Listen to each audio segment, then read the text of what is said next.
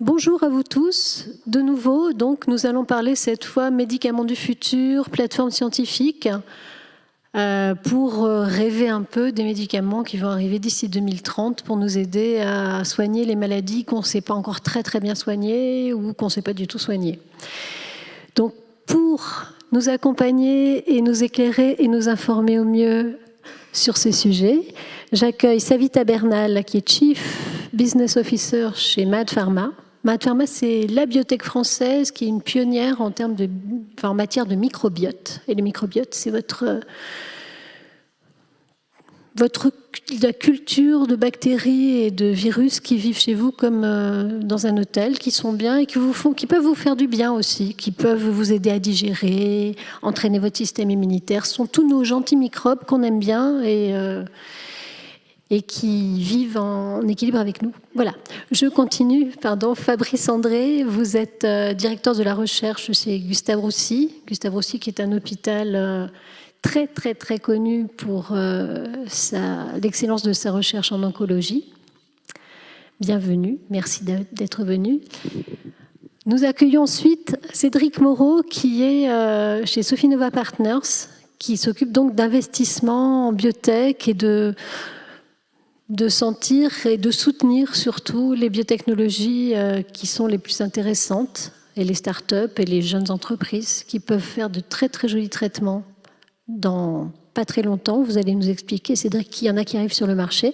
Et enfin, Bruno Lina, professeur Bruno Lina, vous êtes virologue, donc spécialiste des virus. Vous êtes un ancien du conseil scientifique et vous présidez, je crois, le Centre national de référence contre la grippe. Voilà. Donc, merci d'être avec nous. On va donc aborder cette question des médicaments du futur en 3 temps.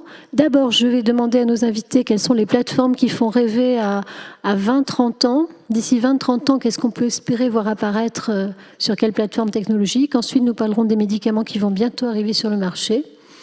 Et enfin, comment financer ces merveilles qui coûte beaucoup d'argent à produire, malheureusement. Mais c'est comme ça. C'est la recherche aussi qui coûte de l'argent.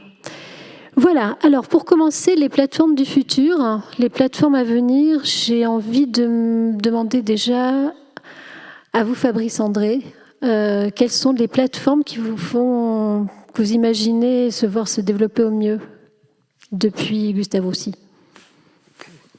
Alors, je vais peut-être un peu vous décevoir, mais je pense que pour moi la question thérapeutique elle est au second plan. Je veux dire, la priorité en termes de plateforme, c'est définir les maladies. Et j'ai tendance à penser qu'en fait les biotechnologies thérapeutiques dans 20 ans, parce que c'est là que vous vous positionnez, régleront les problèmes. Mais le problème réel, c'est quand un patient ou une patiente arrive au diagnostic et vient nous voir, c'est quoi les outils, donc ce que vous appelez les plateformes, qui permettent de définir c'est quoi les 3 protéines qu'il faut bloquer dans un cancer. En fait, c'est ça le problème. Le problème, pour moi, n'est pas est-ce qu'on va armer un anticorps conjugué avec un linker de chez, excusez-moi, je dis les noms, de Daiichi Sankyo, AstraZeneca, machin, parce que, en fait, ça amènera automatiquement, et il ne me semble pas que ceci, aujourd'hui, est le verrou. Le verrou, c'est comment on définit les maladies, pour moi, cancérologiques en 2022 et donc en 2032, et c'est quoi les protéines et comment on les identifie, ou les glucoses, ou je ne sais pas quoi, qu'il faut bloquer chaque patient. Voilà. Et donc pour moi, la problématique plateforme, c'est avant tout une problématique de plateforme diagnostique et de modélisation de la maladie avant d'être une question thérapeutique. Les thérapies, on les trouvera, on va en discuter après, mais si je voulais juste introduire cette notion, on parle trop de ce qui est d'aval et pas assez de ce qui est d'amont en fait. Et on pourra revenir avec les financements de cette question de revenir quand même à l'amont et aux racines de c'est quoi les maladies et c'est quoi la création de valeur. Oui, quand je parlais de plateforme, justement, je parlais de ce qui se développe à 20-30 ans, donc de ça, d'identifier les biomarqueurs. Et voilà. Bruno Lina, vous m'aviez parlé de... Professeur Lina, vous m'aviez dit, bon, ce qui peut être très intéressant à 20-30 ans, c'est la chirurgie génétique avec le CRISPR-Cas9 d'Emmanuel Charpentier et Jennifer Doudna. Oui, alors effectivement, en fait, on peut se projeter un petit peu dans l'avenir, essayer de comprendre comment on pourrait développer des médicaments qui seraient des médicaments de rupture. C'est des médicaments qui aujourd'hui utiliseraient des process qui ne sont pas utilisés. On a l'habitude d'avoir des molécules qui ciblent des protéines, on a l'habitude d'avoir un certain nombre éventuellement d'acteurs qui ciblent la cellule, mais là, ce serait vraiment d'utiliser les ciseaux moléculaires pour aller détruire un agent infectieux au moment où il rentre ou au moment où il est installé dans la cellule. Et on a aujourd'hui, sur un certain nombre de maladies virales, en particulier des maladies chroniques, des maladies pour lesquelles on héberge le virus indéfiniment. Alors parfois, ça n'a pas d'incidence majeure, c'est le cas de l'herpès. Parfois, ça a des incidences importantes, c'est le cas du papillomavirus, et parfois ça a des conséquences terribles, c'est le HIV. Et donc on voit que dans ces virus, et je rejoins un petit peu ce qui était dit, à partir du moment où on identifie la bonne cible, de là où on peut faire agir ces ciseaux moléculaires, on peut essayer de formuler un médicament qui va être livré proprement à l'endroit où il doit jouer son rôle et ne faire que ce qu'il doit faire.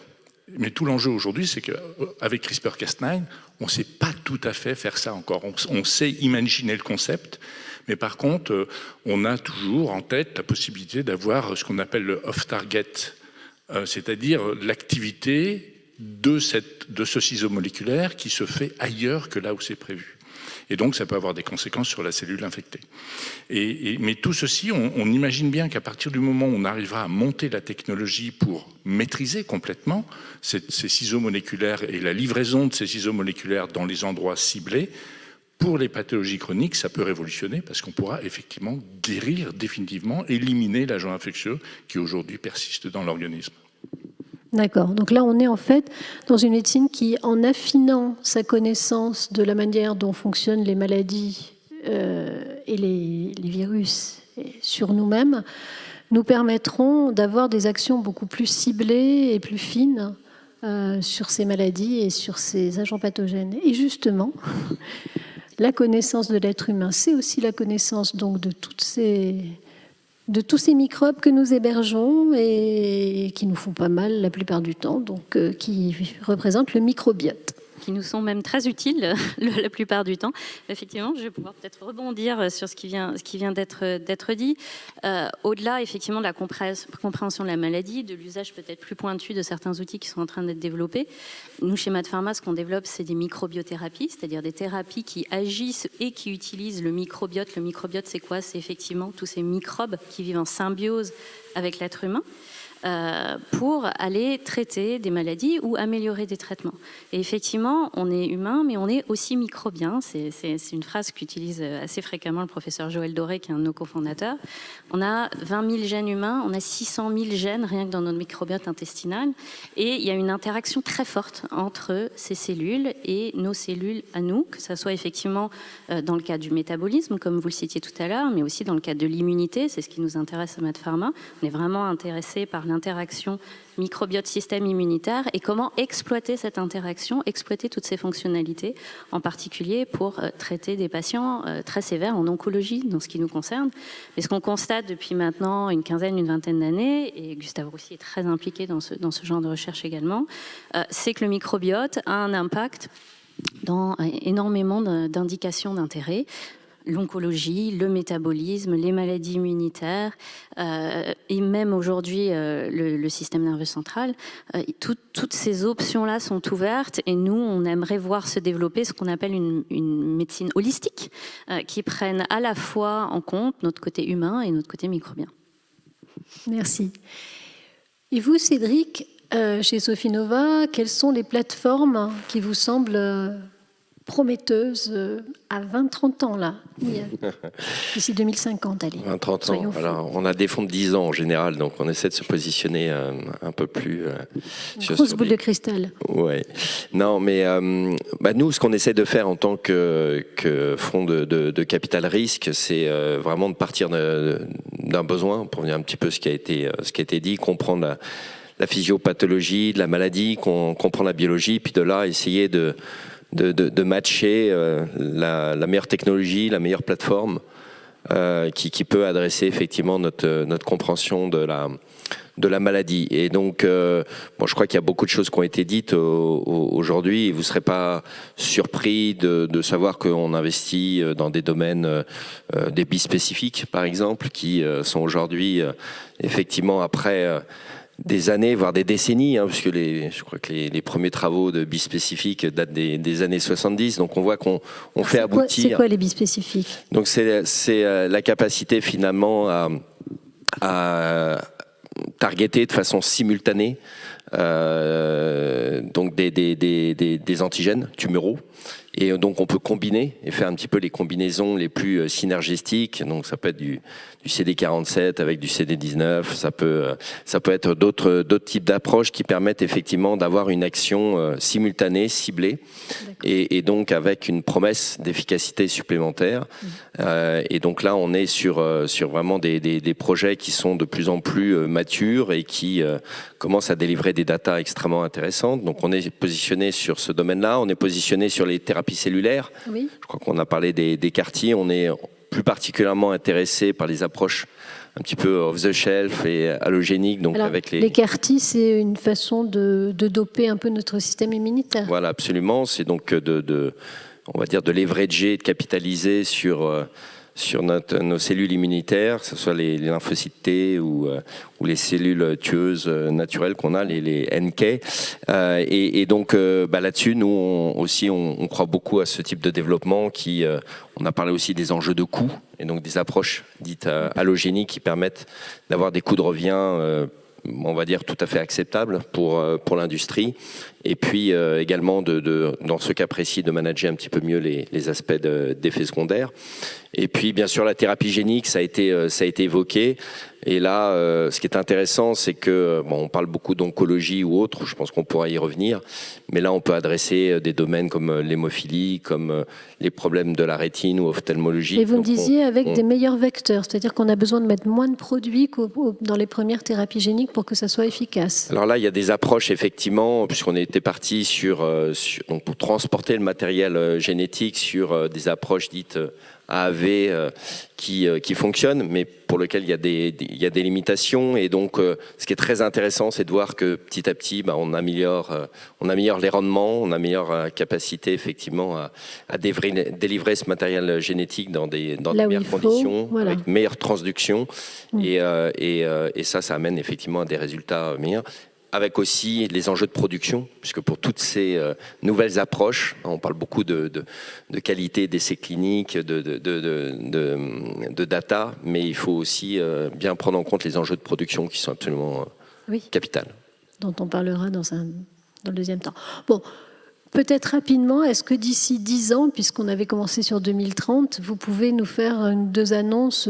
Vous, chez Mahad Pharma, vous allez avoir vos premiers traitements sur le marché. En tout cas, on y travaille et on l'espère, oui, bien sûr. On a aujourd'hui un premier produit qui est actuellement en phase 3, donc la dernière étape de développement clinique en Europe, et dont on espère effectivement qu'il puisse rentrer sur le marché en 2027 à peu près.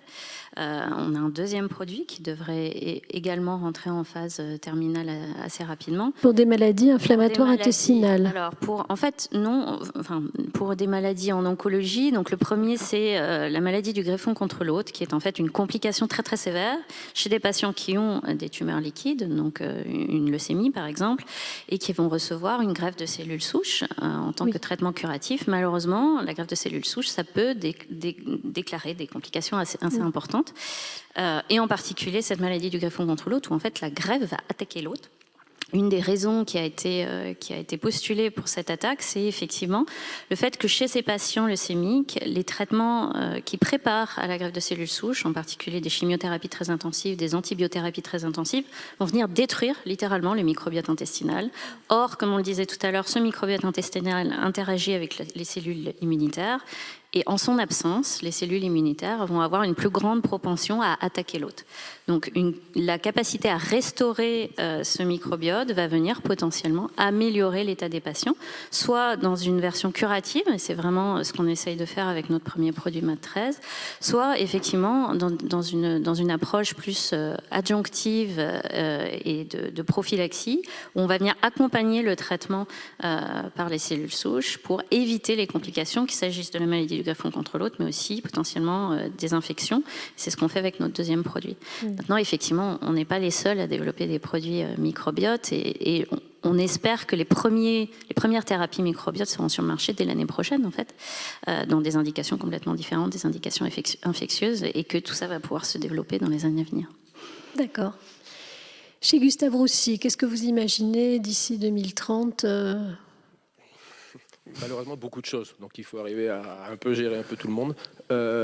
Non, en fait, pour nous, la vision de l'Institut, c'est un cancer virtuel. C'est-à-dire, dans 10 ans, une personne, avant d'avoir le cancer, pendant le cancer ou après le cancer, on doit pouvoir avoir un cancer virtuel basé essentiellement, parce que c'est là où on travaille le plus, sur la biologie, mais aussi la radiologie, voilà, et la question donc de la modélisation par la biologie et les mathématiques des maladies à l'échelle individuelle. Pour nous, c'est vraiment notre axe stratégique de notre projet d'établissement, avec l'hypothèse derrière qu'ensuite, je suis désolé d'être un peu réducteur, il faudra tirer des tiroirs pour savoir c'est quoi le traitement qu'il faut mettre, l'anticorps machin avec l'autre cible et l'autre payload sur l'anticorps, on assemble tout ça et on le donne ensuite. Mais ce que je veux...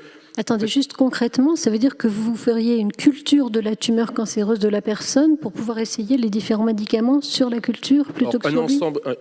Notre vision, là encore, c'est un ensemble de paramètres biologiques qui soient ex vivo, donc vivants, ou in silico, ou mathématiques, incluant effectivement dans une vision holistique du cancer, c'est très important, qui permettent de dire aux cliniciens, dans un monde idéal, ce patient devrait avoir ce traitement-là. Est-ce qu'il existe ou est-ce qu'il n'existe pas? C'est une autre question. Mais en tout cas, le livrable, c'est ça. Si ce médicament n'existe pas, après on peut peut-être en discuter plus tard. Nous, on croit qu'on doit changer vraiment la mentalité des pharma pour faire des médicaments sur mesure. Mais je pense qu'on peut en discuter dans la dernière partie. Oui. Peut-être dans les dernières minutes là, sur ce sujet-là qui nous reste. Donc nous, on est en amont de l'innovation. On est un centre de recherche. Donc on est censé produire ce qu'ensuite nos collègues des fonds d'investissement ou des compagnies récupèrent. Pour nous, l'élément clé, justement, c'est de ne pas prévoir ce qui va se passer. À partir du moment où on commence à faire la recherche programmatique, on est mort. Mais ça, c'est la réalité. À partir du moment où on dit il faut un Gantt, il faut ce qui se passe dans 6 mois, ce qui se passe dans 2 ans, ce qui se passe dans 5 ans, ce qui se passe dans 30 ans, en fait, la recherche est morte. La recherche, c'est des gens qui se lèvent le matin, qui vont boire le café avec d'autres, qui d'un coup ont une idée, machin. Et en fait, nous, notre boulot, c'est de créer l'infrastructure pour que ces gens-là puissent avoir, ou d'avoir peut-être 10 Madame Charpentier en France, qu'on en ait 100. En fait, pour nous, centre de recherche, l'enjeu, c'est uniquement ça. Et si la direction de la recherche commence à dire il faut que vous alliez vers cette direction, en fait, on n'est plus un centre de recherche, on est un centre d'ingénierie ou de voilà. Mais donc, pour nous, c'est un point qui est très très très important. La recherche, elle est bottom-up. Elle part du cerveau des chercheurs qui doit avoir les conditions pour travailler. Oui, vous me disiez il faut des talents qui ont envie de faire des biotech et. Alors, effectivement, les talents, on pourra en revenir peut-être dans la dernière question. Mais puisqu'on parlait du plan France 2030 qui est absolument extraordinaire, moi je trouve ça génial, mais personne ne doit oublier que ce plan-là, s'il n'y a pas en amont la capacité à financer les meilleurs chercheurs, il ne va pas être irrigué, il ne va pas être alimenté. C'est un plan d'aval, ce plan. C'est un plan qui part de l'hypothèse que les chercheurs en France peuvent produire quelque chose qui ensuite sera récupéré pour faire de l'innovation. C'est une hypothèse qui est une hypothèse. Donc ça veut dire, pour moi, France 2030 doit venir avec du financement pour que justement cette hypothèse se réalise et que les chercheurs puissent produire justement de l'innovation. D'accord. Bruno Lina, je crois que vous m'aviez parlé de la manière dont les cellules réagissent aux agents infectieux et comment les préparer à y résister. Oui, en fait, dans la maladie infectieuse et en particulier dans la maladie virale, on sait que c'est en fait un partenariat qui s'installe entre un agent infectieux et une cellule infectée. Et le virus, quelque part, détourne les fonctions de la cellule à son profit. Et donc, une des pistes de travail qui est maintenant relativement générique, à la fois sur le domaine des maladies aiguës et des maladies chroniques, c'est de voir, de réfléchir, parce qu'on a les outils maintenant, de faire ce qu'on appelle de la métatranscriptomique, c'est-à-dire que l'on regarde au cours de l'infection d'une cellule quels sont l'ensemble des ARN qui sont synthétisés. Ces ARN sont à la fois le fruit de ce qui est produit par la cellule en réponse à l'infection et par le virus pour favoriser l'état d'infection. L'objectif du virus, c'est de mettre la cellule dans une condition qui lui permet de proliférer. Donc c'est dans ce sens-là où il détourne la fonction. Et un certain nombre de fonctions clés sont indispensables pour le virus. Et donc, par la métatranscriptonique, on arrive à regarder, analyser des nœuds, parce que c'est compliqué. Il y a des tas de cascades d'événements, et il faut qu'on arrive à trouver des nœuds d'événements qui sont à un moment donné activés systématiquement dans un contexte d'infection avec un virus donné. C'est parfois vrai pour plusieurs virus, c'est parfois très virus dépendant, et d'essayer de trouver une façon de contrer ça, c'est-à-dire d'installer la cellule. En fait, le traitement dans le repositionnement thérapeutique, tel qu'on peut l'imaginer, ce n'est plus un traitement qui cible le virus, mais c'est un traitement qui installe la cellule dans un état de résistance. Et donc, il y a un certain nombre de travaux qui existent déjà, un certain nombre de molécules qui sont proposées, notamment qui jouent sur la voie des interférons. L'interféron étant un agent très important dans la lutte contre les maladies infectieuses. Et donc, l'idée, c'est vraiment d'arriver à construire, probablement avec des associations thérapeutiques, ça rejoint un petit peu ce qui était dit sur le cocktail des monoclonaux, il y a aussi probablement un cocktail de traitements à proposer pour que la cellule bloque, qu'on donne aux moyens à la cellule de bloquer l'infection et de casser la chaîne de transmission. Ça commence. Alors, ça ne marche pas toujours très bien, puisque les premiers médicaments qui ont été proposés dans le cadre de la Covid, c'était tout du repositionnement thérapeutique, il n'y en a aucun qui marche. Donc c'est compliqué, mais c'est parce qu'on n'a peut-être pas encore tout à fait les clés de décodage pour aller jusqu'au bout de la logique. C'est une piste intéressante donc, pour résister aux infections. Clairement, c'est un des éléments d'avenir avec les small molécules et avec les produits classiques qu'on peut développer. Mais c'est vraiment, on essaye de développer des arsenals comme ça qui vont pouvoir venir en combinaison et proposer parfois de façon presque individuelle aussi. Ça peut être de la thérapie à façon de donner des éléments de prise en charge des patients. D'accord. Cédric Moreau, on va revenir sur le marché peut-être dans moins longtemps que dans le recyclage, même si on n'était pas à 30 ans. Vous aviez envie de nous parler de deux thérapies qui arrivent sur le marché, une pour le Leber, qui est une atrophie optique, donc les nerfs optiques qui vont plus très bien, une maladie génétique, et l'autre qui est sur une maladie rénale grave. Alors dites-nous, qu'est-ce qui arrive sur le marché soutenu par Sofinnova ? Oui, puisque on évoquait l'objectif en France, de nombre de biomédicaments atteints d'ici 2030.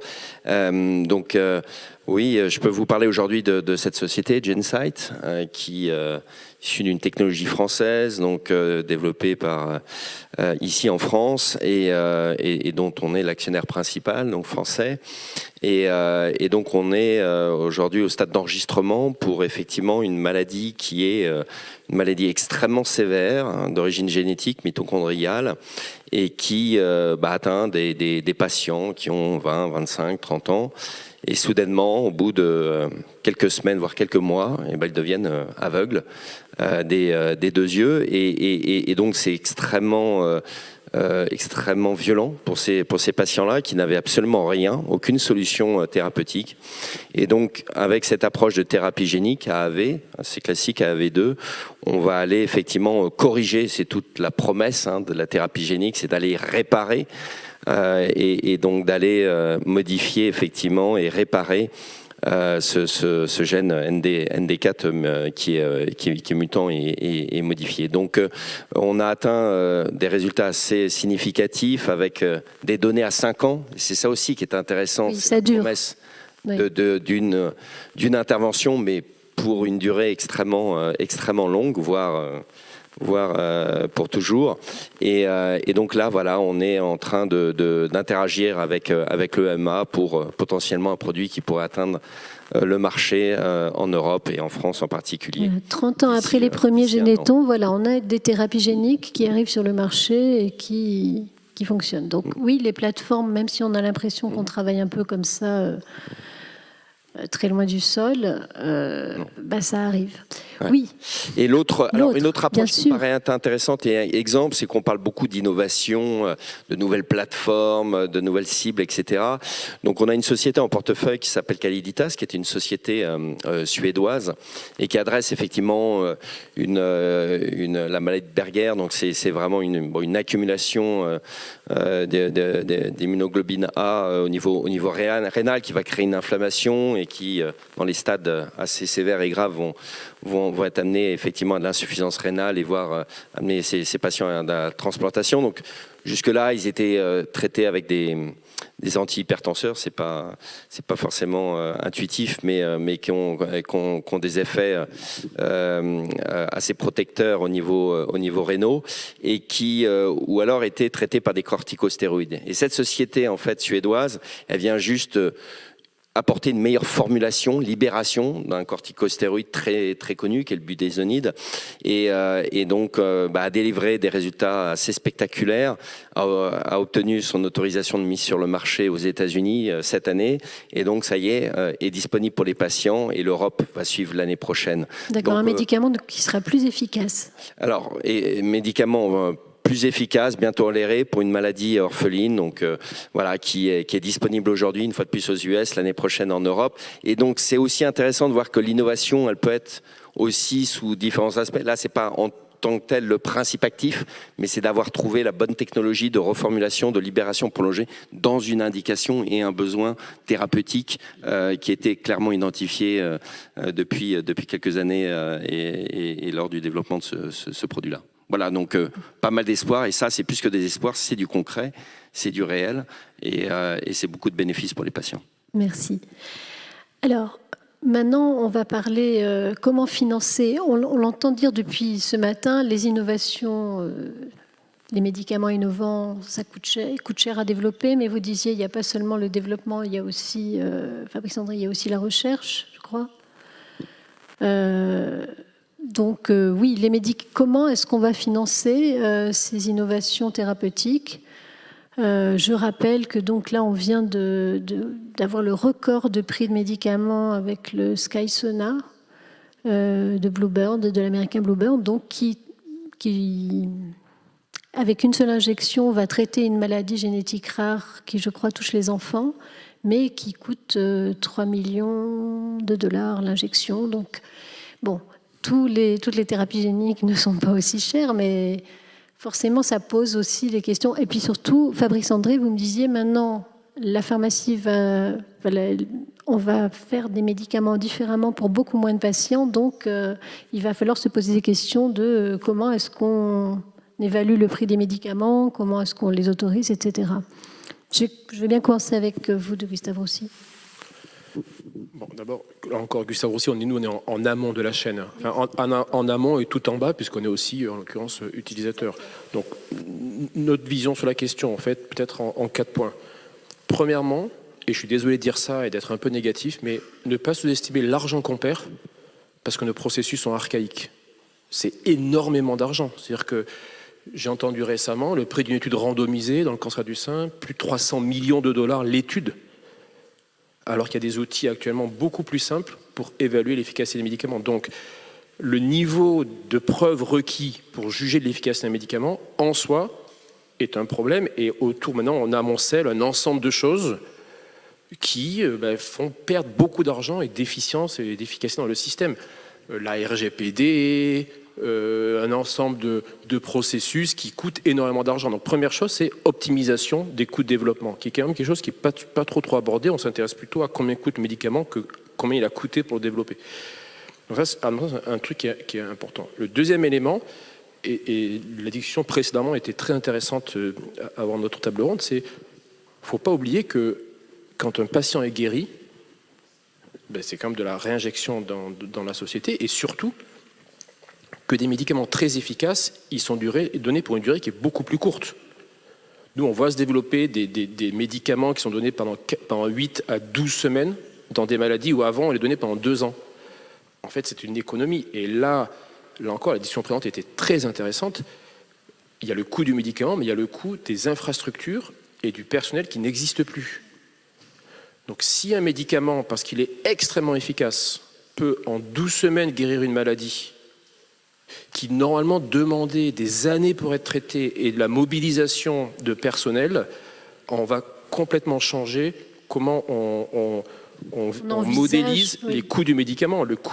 Un médicament efficace dans un système où il n'y a plus d'infirmières, où il n'y a plus de médecins, où il n'y a plus d'infrastructures médicales, mais c'est un gain qui est absolument colossal pour les patients. Il faut vraiment qu'on soit tous et qu'on change complètement notre logiciel. Et ensuite, on va peut-être revenir sur la question des talents, mais pour nous, là encore, la question du financement d'aval, en aucun cas ne peut être déconnecté du financement d'amont, c'est-à-dire en fait de la production de la science, parce que sinon, voilà.